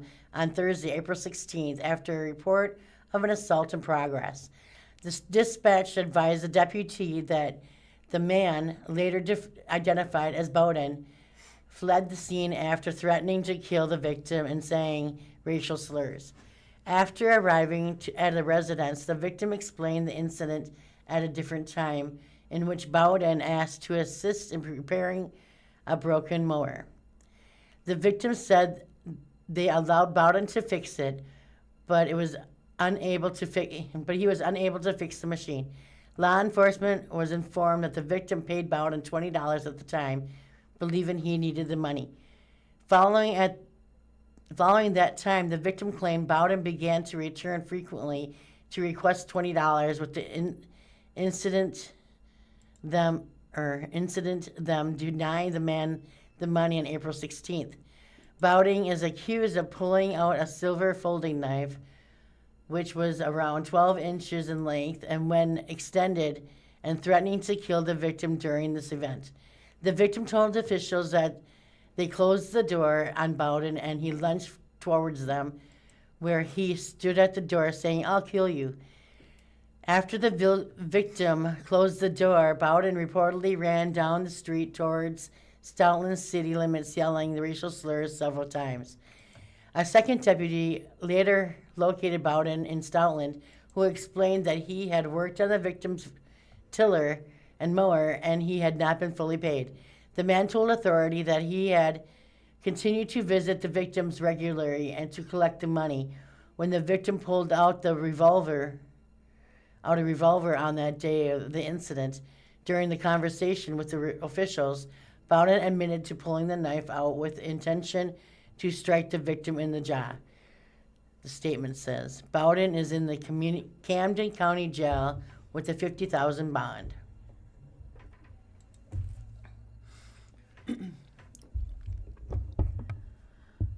From the Springfield Business Journal, this was Friday afternoon. Liggett and Platt to be acquired in a $2.5 billion deal. Carthage-based manufacturer Liggett and Platt, Inc., from the New York Stock Exchange symbol LEG, has reached an acquisition agreement with Dallas, Texas-based betting company Somni Group International, Inc. NYSE is SGI. The all-stock transaction is valued at roughly $2.5 billion, according to a news release.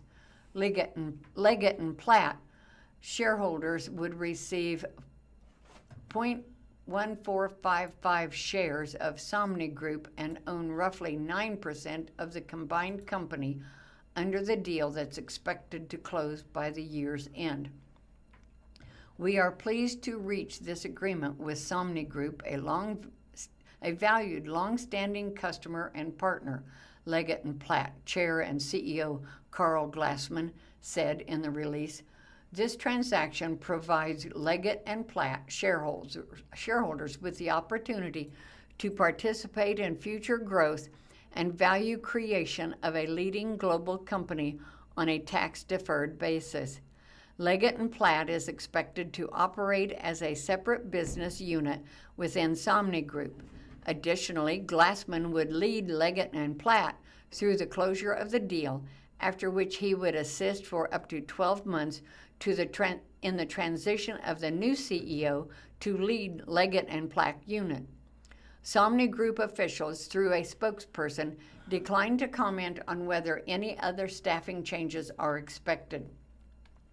Combined with Liggett and Platt, Somni Group would have roughly $11.2 billion in net sales and $1.1 billion of operating cash flow, according to the release.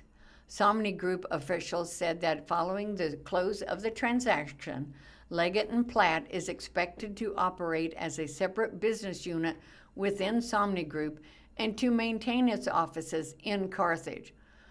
As investor presentation goes ahead of the acquisition, an investor presentation ahead of the acquisition notes that the combined company will continue to honor Liggett and Platt's existing supply agreement with customers in the betting industry.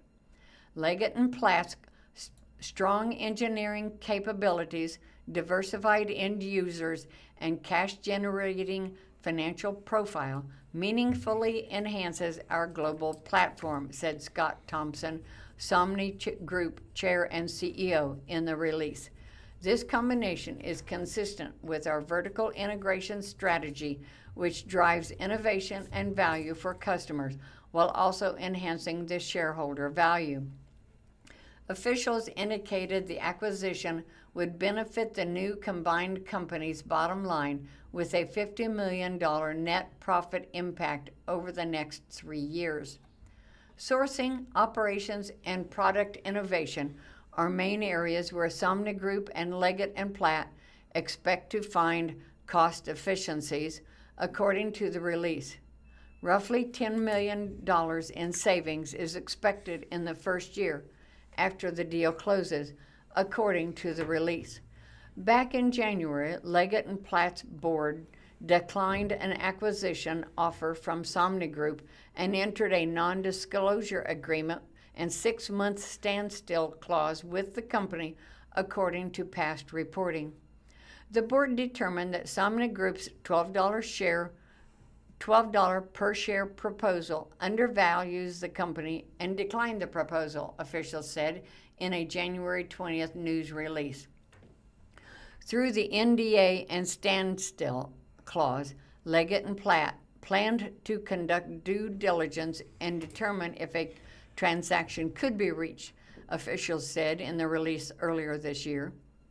In 2025, Leggett & Platt's earnings were $235.4 million, which compares with a net loss of $511.5 million in 2024, according to past reporting. In February 11 news release, company officials noted they pursued a restructuring plan. That plan included factory closures and real estate sales, according to past reporting. We are pleased the restructuring plan we launched in early 2024 was substantially completed by the end of 2025, resulting in greater earnings before interest and taxes benefit with lower costs than originally expected, Glassman said in the release. Throughout 2025, our teams executed our strategic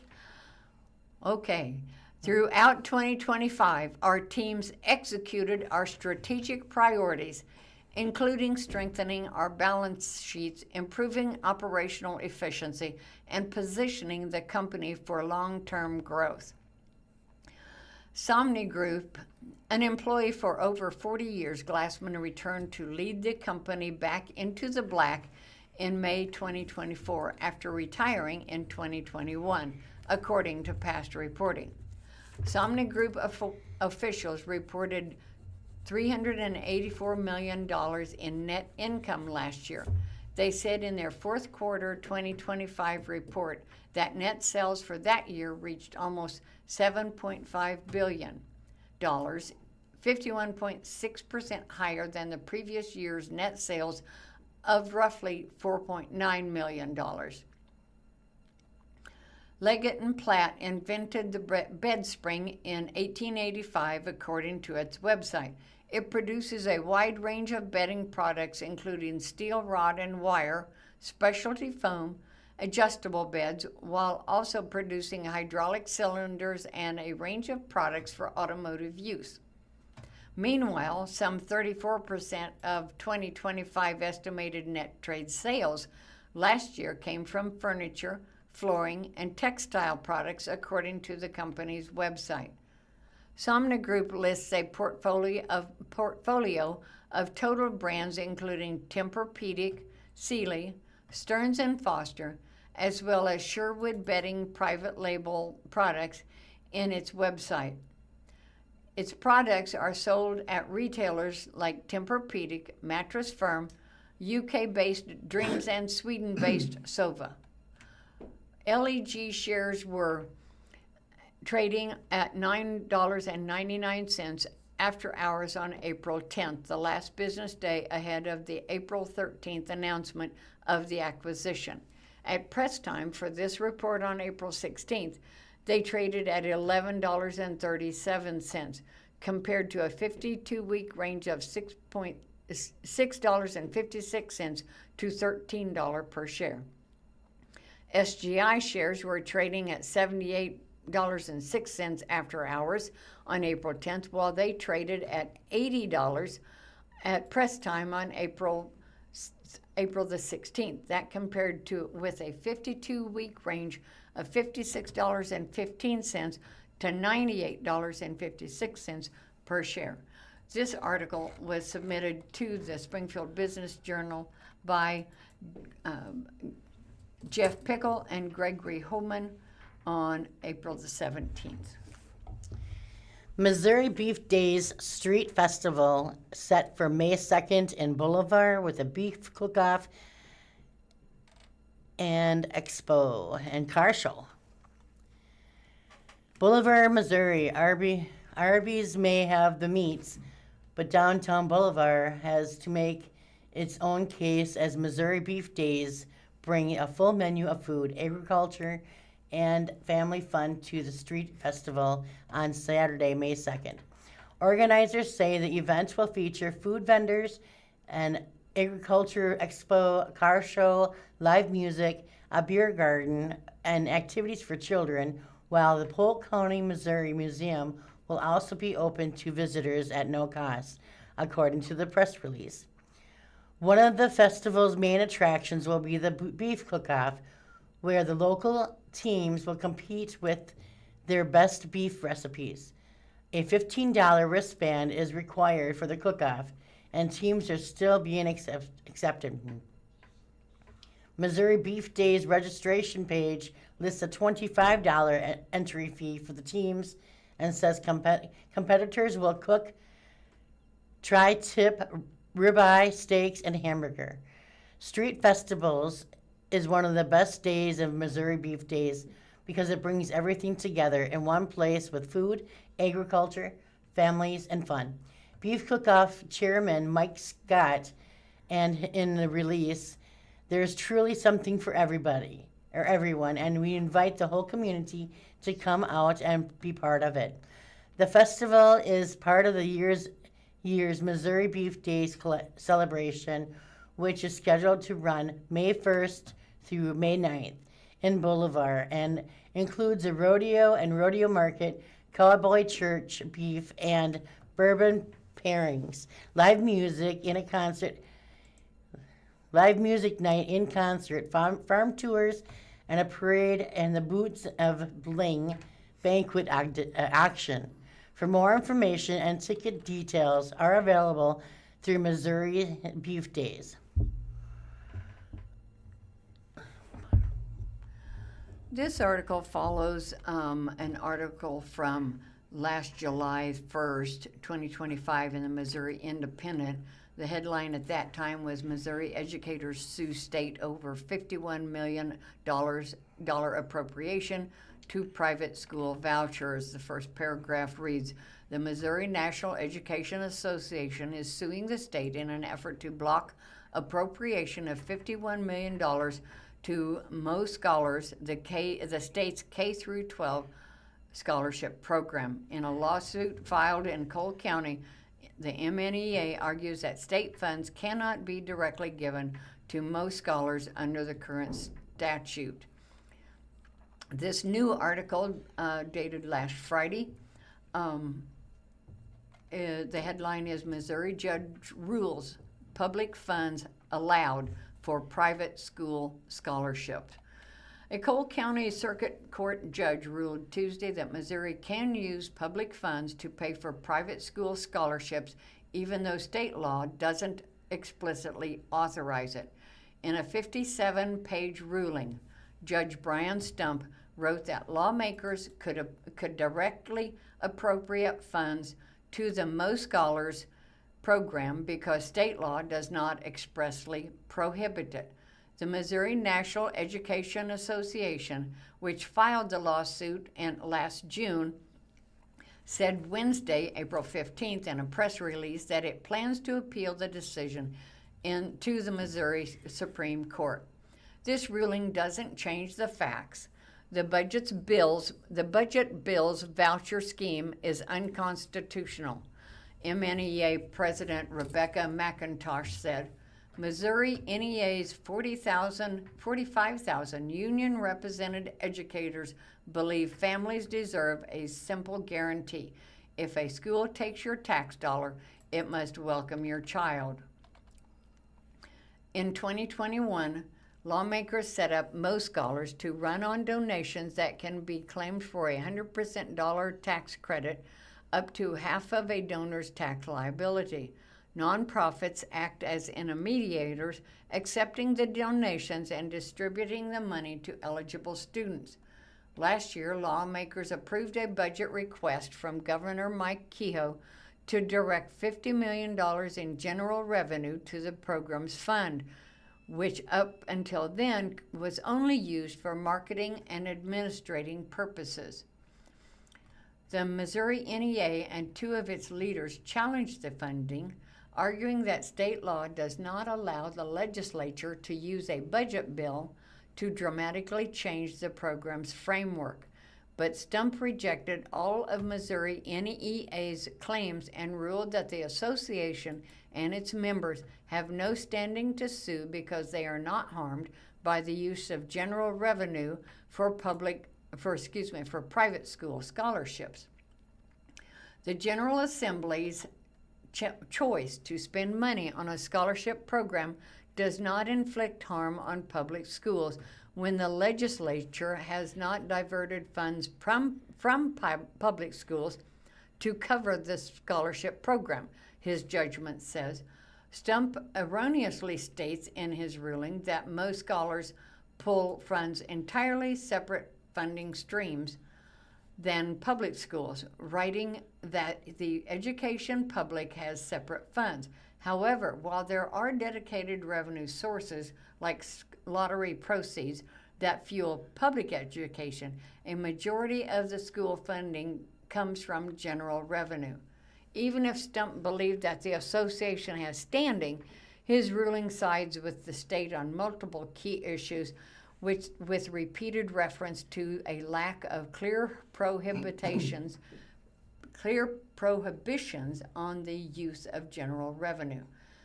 Plaintiffs have not shown that an appropriation into statutorily, that's a hard paragraph. Plaintiffs have not shown that an appropriation into a statutorily created fund, even when underlying statutory framework is silent about appropriations, is impermissible, he wrote. He rejected the notion that the direct appropriation to most scholars violates the state law that limits bills to a single subject and requires legislative authorization. Stump points to a 1992 Missouri Supreme Court decision that states, when conflict between two statutes is less than direct, then such a conflict may be resolved by relying on the appropriation as strong evidence of the legislature's intention in adopting a general statute. He must interpret the pre-existing statute in light of a later appropriation. Based on this precedent, his ruling says. He concludes by speculating on the harm that could come if he put a stop to the funding at this point. Ordering the cessation of payments would risk putting families in a truly impossible situation, not receiving scholarship proceeds they believed were coming in the midst of the academic year, he wrote. This could leave families financially liable to unpaid education providers. Advocates for the voucher program and the Missouri Attorney General Catherine Hanaway heralded Stump's ruling as a victory in news releases April 15th and 14th. This court's ruling is a clear win for Missouri families and for educational opportunity, Hanaway said in a press release. Parents, not special interests, are trusted to decide what education best fits their children. Our office will continue to defend families' freedom to choose. Again, this was from Annalise Henshaw from the Missouri Independent.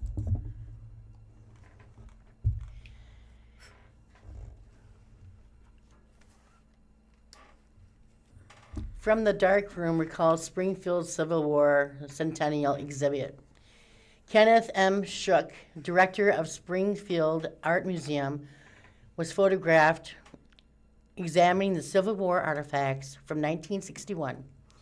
The saber was presented to Colonel John E. Phelps, 2nd Arkansas Cavalry, U.S. by the Ladies of Springfield. The drum was used in the war, and Shook Shoulder is a painting of Union Glen Nathaniel Lyon, who was killed in the Battle of Wilson's Creek.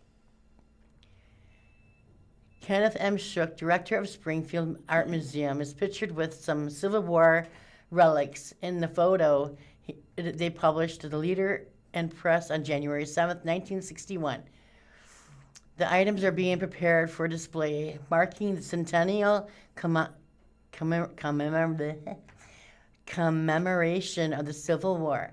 Shook said that the museum would display 300 pieces of original Civil War artwork on loan from the institutions around the country.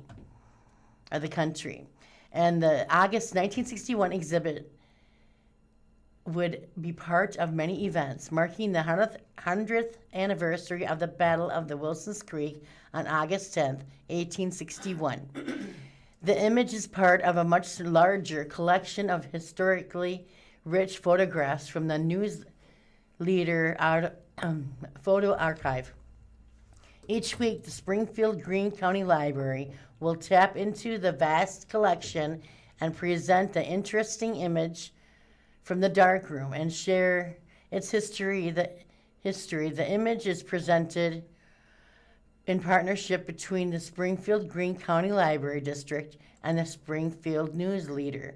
For more historical images of the Ozarks, visit thelibrary.org/from the dark room.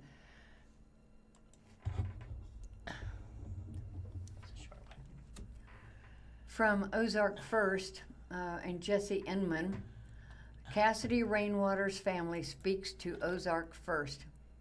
In an exclusive interview, Ozark First is hearing from the family of Cassidy Rainwater to discuss her memory and how her family is trying to heal after her death.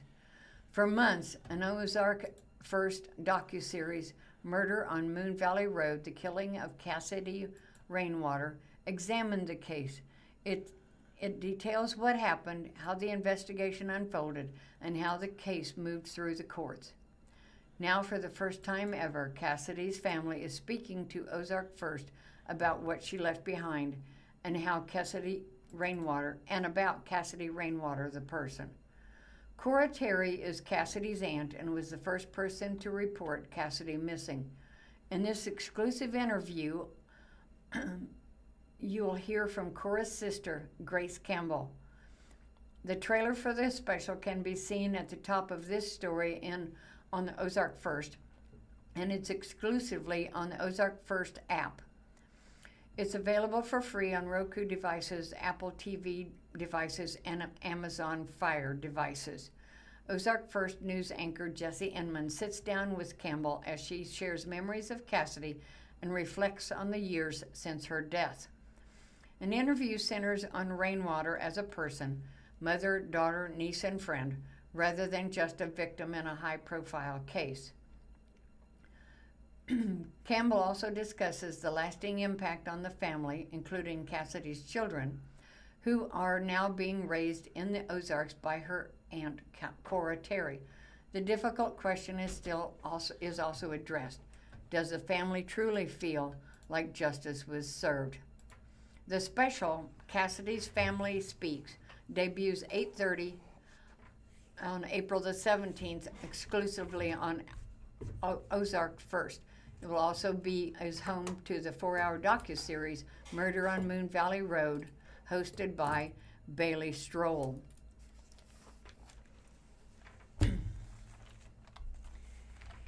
Thank you for listening to the Blind Community Thrift Store radio reading service.